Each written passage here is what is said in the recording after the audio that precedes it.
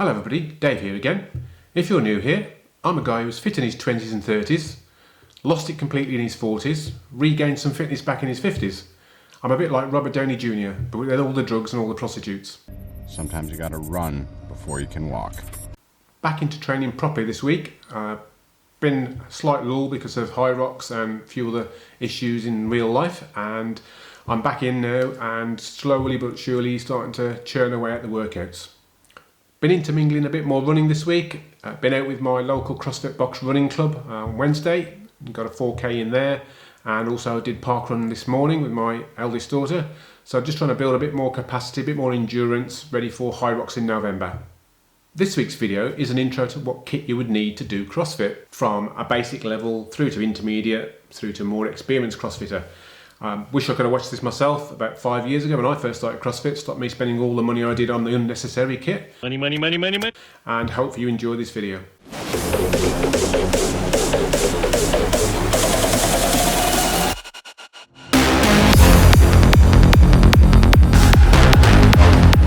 The amount of kit you need is going to really depend on the amount of workout you're doing, how far you are along in your CrossFit journey. Are you brand new to a box, just started training, or are you somebody who's been training for a year or so, or somebody who's far along in their CrossFit journey now, really competitive, starting to do local competitions, maybe getting to quarterfinals and semi-finals, those sort of things. The amount of kit you're going to need is going to vary depending on your skill level, your capacity, and how long you are away on that journey. I'm no CrossFit expert whatsoever. This is just purely an example of what I've bought personally as I've gone along in my CrossFit journey, what I would have bought retrospectively, looking back on what I skill set I have then and what capacity I had and my technique along those ways. Stopped me buying the expensive kit I bought at the onset, which I didn't really need until later on in my journey. Okay, so let's say you're a complete novice to CrossFit. You're going along to your box to do your first WOD. For those who've never done CrossFit before, all these abbreviations and acronyms are a bit complicated, and I'll be doing a separate video on CrossFit and the acronyms and slang and language used in CrossFit to help you along with that. So when you attend your very first CrossFit session, all you're going to need is what you would normally need if you were going to do any sort of gym session really. Some fairly loose fitting clothes, top, shorts, socks, some trainers of some description, preferably if you've got a selection, a set of trainers that have got a harder sole, just because of the relevance that has to some of the movements in CrossFit. Maybe a towel and a water bottle with some fluids in of some description, not alcohol. The towel isn't so you can dry yourself, it's to mop up all the sweaty mess you're going to make on your first CrossFit session as you watch the whole class absolutely decimate your score, your number of reps and your time taken to do the workout. One of the first things you learn about CrossFit is to leave your ego behind at the door as you enter the building. Because unless you've been doing CrossFit for quite some time, when you turn up for your very first session of CrossFit, you're going to be absolutely beaten to the floor, to a pulp, by every single person in that class, regardless of age or technique or gender, because that's just exactly what CrossFit does. Okay, so you're a few months down the line now, you know what an EMOM is, you know what a WOD means, you're not finishing the WOD now in a complete slippery, messy thing on the floor, you're actually taking part, doing the workout and actually doing okay. By now you've probably mentally put a target on the back of the person who's just in front of you in the workouts, so you've got your target to work to not be the last person in the class to finish the workout. Now might be the time to start upping your kit levels.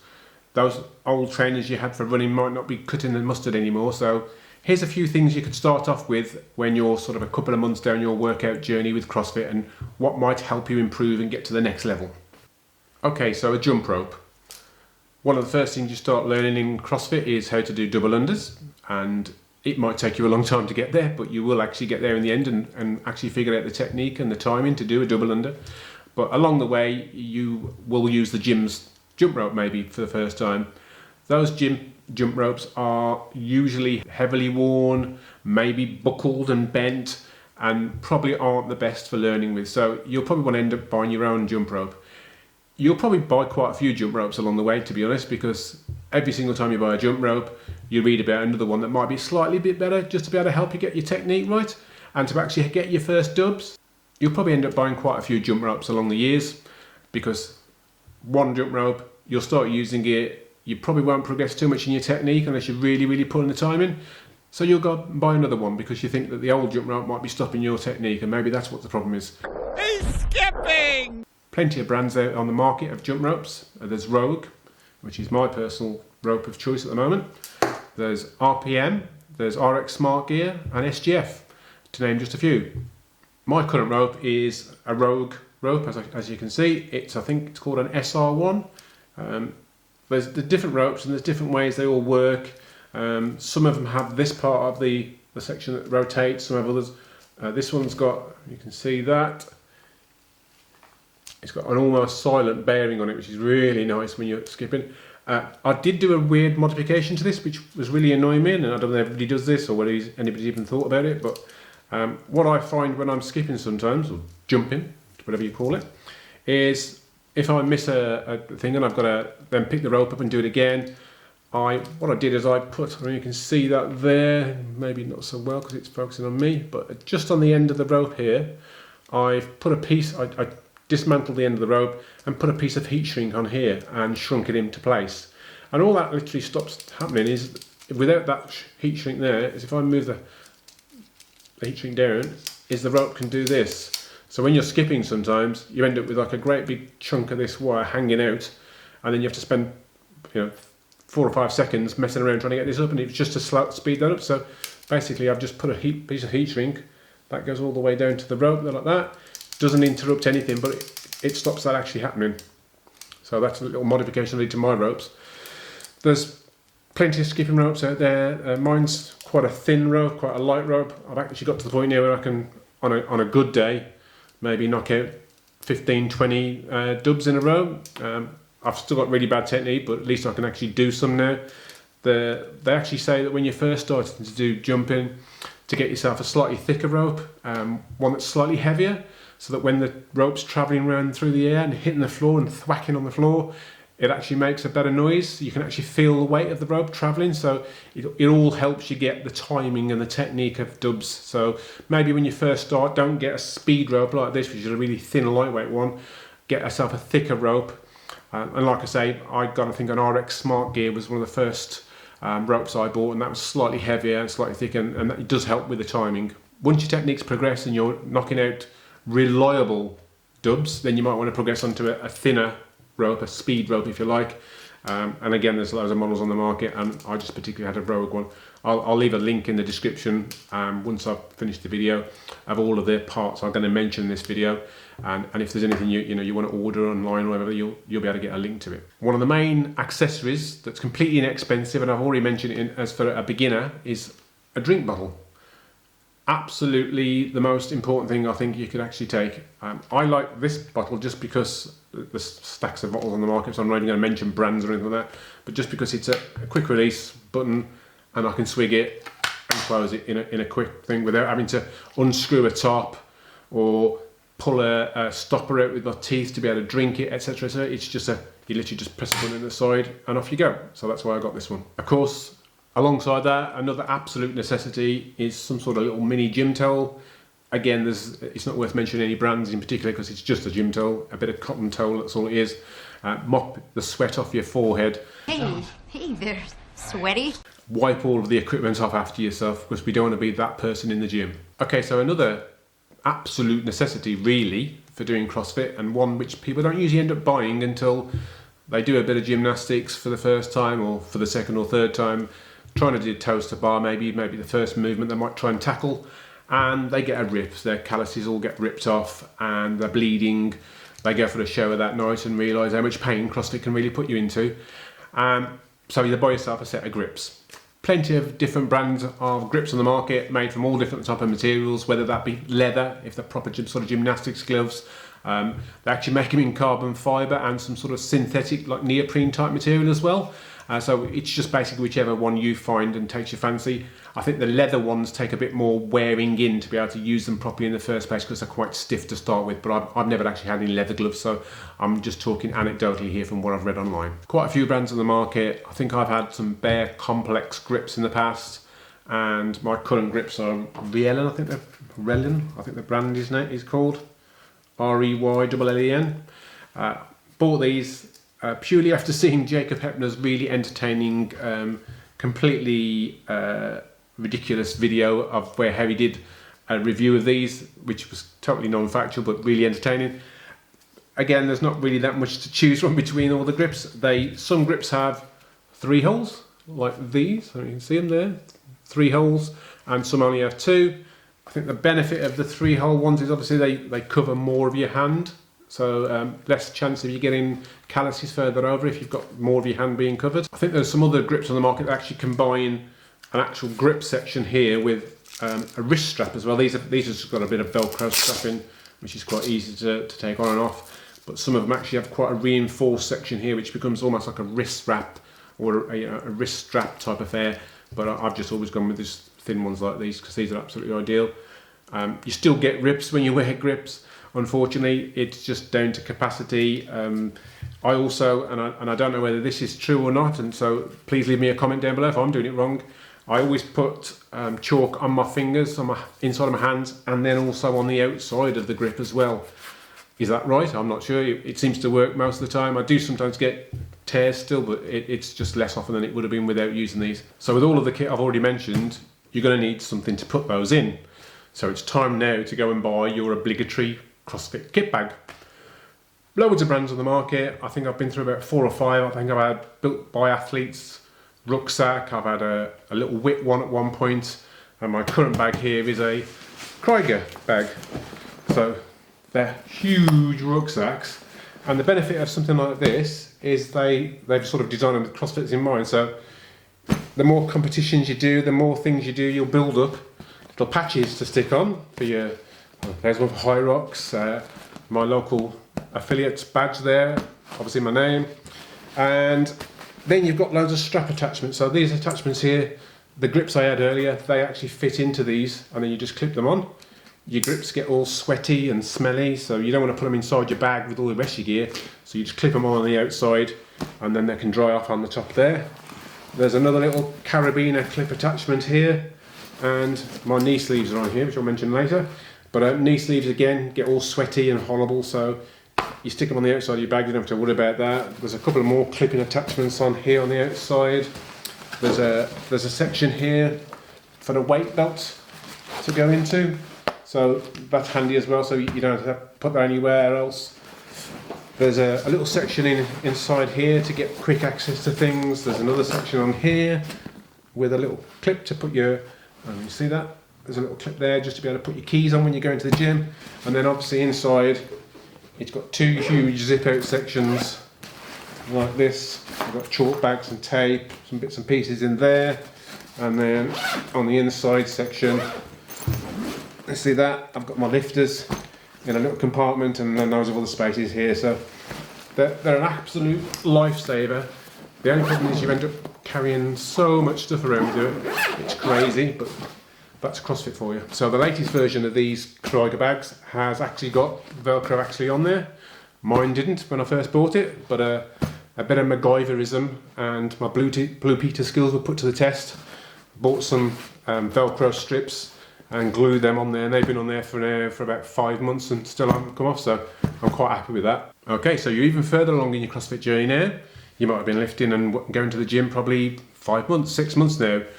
What other extra little things could you be buying that might actually help you in your journey? Maybe lift heavier, go faster, all the things you want to do in CrossFit. Okay, so when you're a beginner, you're lifting very light weights. You might have started off lifting with a PVC pipe, for instance, progressed onto just a barbell, maybe some light weights. But eventually, as time progresses, you're going to get to the point where you're actually moving some serious weight. I lift heavy objects. At that point, you might want to start thinking about investing in a weight belt.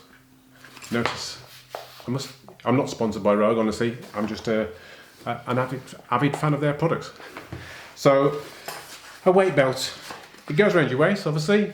You wear it around your back, like that. I like these ones because they've got Velcro on, and all you do is you literally just put it on and fasten it in place, and it comes off quick and easy.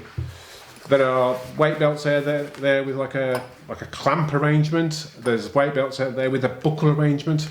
They're all well and good, those ones, and they're great for weightlifting, but with CrossFit, you sometimes want to put a belt on and off quickly. So this is where the Velcro comes in really handy. So you'll probably find that most weightlifting belts aren't really that suitable for CrossFit. You want something with just a Velcro attachment to pull it on and off quickly. I originally started with a sort of no-brand Chinese weightlifting belt, which is, I think, up on the wall behind that row one there. And that was great initially when I first started doing CrossFit, as CrossFit does. I started to shed some of my fluffiness. You look thin. Did you get into CrossFit? Around my waist, and eventually got to the point where my old weight belt wouldn't even fit me anymore, and I needed to go down a size. So that's when I bought my current one I've got at the moment. Okay, so again, you're lifting some quite serious weights now, squatting down with huge weights on your back. Oh God, squatting is so hard. One of the things that can help now are knee sleeves. I've got some Mergs knee sleeves. They come in different thicknesses, so I think they come from something like 3mm up to about 6 or 7mm. Most people, I think, usually go for around the 5 or 6 to 7mm because they're quite supportive at that thickness. And basically, they stop your kneecap moving around too much. So they give you a bit of extra support when you're squatting down. They're even good for doing things like lunges in a workout because you can pull them down quite quick and pull them back on again. So if you don't want that restrictive feeling while you're doing any part of the workout, you can just roll them down to your ankles, and then when you need them for lunges, you can just pull them back up quick and cover your knees, and so you can go bang down on the ground and it doesn't really bother you. Like I said, I've got Mergs, but there's another brand on the market called, I think it's Reband, or it's called REH Band, Reband. I've never had any of those, but they're all much of a muchness, to be fair. They're just neoprene with and made in a certain thickness, so you pay your money, you take your choice. Okay, so you're now using a proper hook grip when you're holding a bar. So what do you want to be able to do to be able to protect calluses, protect your blisters from forming when you're tightly gripping against the bar, doing certain movements? Is some tape. So I've got some tape called a Dap Tape, and it's gymnastics tape, but it's also used for weightlifting and things like that to protect yourself. And all it is just tape, but it's quite stretchy and quite easy to rip, like so. And all it's used is to wrap around your thumb and other parts of your hands just to protect yourself from getting calluses and blisters and just generally causing you issues when you're trying to hook grip and pull a bar up and that sort of thing. They also do the tape in pink or black, so whatever your choice is, they've got you covered. Okay, so we've talked about lifting bars. What about hanging from bars? So the more time you spend up and down on gymnastics bars, the more chance you're going to start to get calluses, because obviously the knurling on the bars, when you're lifting the bars, hanging from the bars themselves, all the knurling actually starts to wear and tear and actually gives you these calluses just here along your ridge of your fingers here.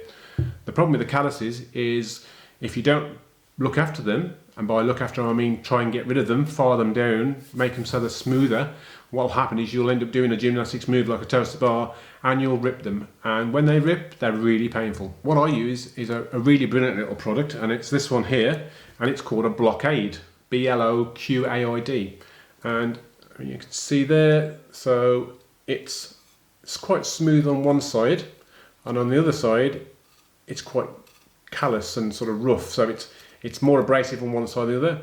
It can be held like almost like a knuckle duster, but it's not. And basically all you do is you grab it and you file away at the calluses, and you keep filing away until they're quite flat, and then you put some hand cream or something to soften them all off again.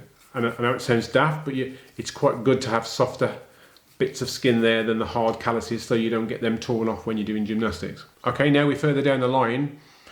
We're doing bigger workouts. We're stretching the limits of what our old running trainers are going to be capable of doing. So it's now time to invest maybe some money in buying some CrossFit specific trainers. If you're lifting heavier weights, if you're climbing ropes up and down, you need something that's a bit more sturdy on the instep, for instance.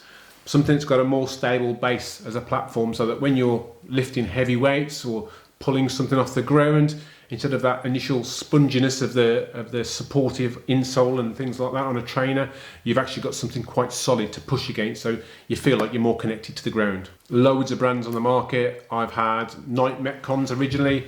Night Metcons for me personally were great as a CrossFit trainer to do lifts and things like that, but running in them tended to give me problems with my Achilles. I've now got two sets of trainers that I use really for CrossFit. I've got some Innovate trainers which I use for any Metcon or workout that's going to have some running in it, and if not, I've got some Nanos which are made by Reebok, and they're harder base, harder instep, so they're good for climbing ropes or anything that requires maybe jumping and lifting barbells and things like that. They're just not as good for running, in my personal opinion. It'll be trial and error for you to see which one's the best for you, and obviously there's a bit of fashion involved there as well, whether you like the actual look of the trainer. There's Nike Metcons, there's Reebok Nanos, and like I said, there's Innovates, do a range, and also Nobles nowadays. So plenty of choices out there, and there'll be something out there that suits your tastes. Okay, another add-on that's basically come to the fore over the last couple of years is a chalk bag. Before the COVID pandemic, your local box probably had a chalk container of something around somewhere. The only time you would ever get a few issues there is obviously because it's open and access and everyone can use it. Sometimes there'll be no chalk left. But over the COVID pandemic, what's happened is obviously people have had to resort to buying their own chalk or doing something to get chalk. A friend of mine recommended these to me. These are, I think it's a brand called Psyche, whatever the pronunciation is. They do a couple of different sizes. I bought this size just purely because you can open it up and there's plenty of space to get your hands in there, chalk up, and it all falls back into the box rather than going all over the gym floor and the coach going ballistic at you. So that's all it is. It's just a simple bag. It's got a drawstring that you can tighten up and it seals it inside, and then you can buy blocks of chalk that just go inside there. Dead inexpensive, and like I say, really useful for in the gym. You can hang them as well on sort of like the J rails and things on the squat racks and things like that, so dead useful. Okay, hope you're enjoying the video. I'm working on a whole host of new ideas of content for videos for this channel, so if you don't want to miss any of those videos, please hit the subscribe button below, and it all helps the channel because then you'll get the new content, you'll get notified, you'll get to see it before anyone else does. Straight after you're subscribed, go down there and also hit the thumbs up icon. That also helps with the channel because it raises its profile in YouTube and obviously increases the algorithm's choices of whether my video gets shown up in front of anybody else's. So it all helps, so please do that. If after watching this video you realise there's something you've got which is an absolute must-have for CrossFit and I haven't mentioned it, please leave a comment down below so I can see what it is and I can add it to my big selection of stuff I need for CrossFit. Okay, so you're a proficient CrossFitter now.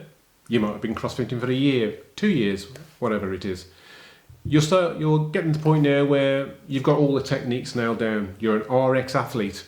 You might even be competing in a local competition or a bigger competition, going to quarterfinals, those sort of things. Is there anything else you could do now? Is there anything kit you could buy that might help you in your journey? Personally, I think that the better athletes in the gym always tend to be the ones that put the time in. They're the ones there stretching before the workout. They're the ones who are doing mobility in the background every day when you're not there. They're the ones that have got great quality lifters on. So all of these things help to give you that extra little bit of performance that maybe the next person down hasn't got. Okay, so I've just mentioned lifters. What are lifters? Lifters are just a shorthand term for weightlifting shoes. So weightlifting shoes tend to be very stiff compared to normal trainers. They're very stiff, solid sole all the way up. It's actually completely flat soles, not much treading or pattern or anything like that. It's not meant to do anything else really except for support you. It has a very raised ankle profile section here, wedge shaped ankle profile, and normally a lot of lifters have a set of laces as normal, and then they have this Velcro tongue that overlaps and pulls it in even tighter, so it constrains your foot into a nice tight sturdy position. All of these extra facilities basically mean you feel like you're more supported. When you're actually trying to do a lift, wearing lifting shoes, you feel like you're connected to the ground. It's a solid position and you're not going to be pushing back against any like sponginess or anything like that. And also because your ankle's slightly raised, if you haven't got that good mobility, they'll take a little bit of compensation for that for you as well. Plenty of brands out there. I bought these used from a guy on Facebook about a year or two ago, and they're called Nike Romanios. There's loads of different varieties, but like I say, these were great.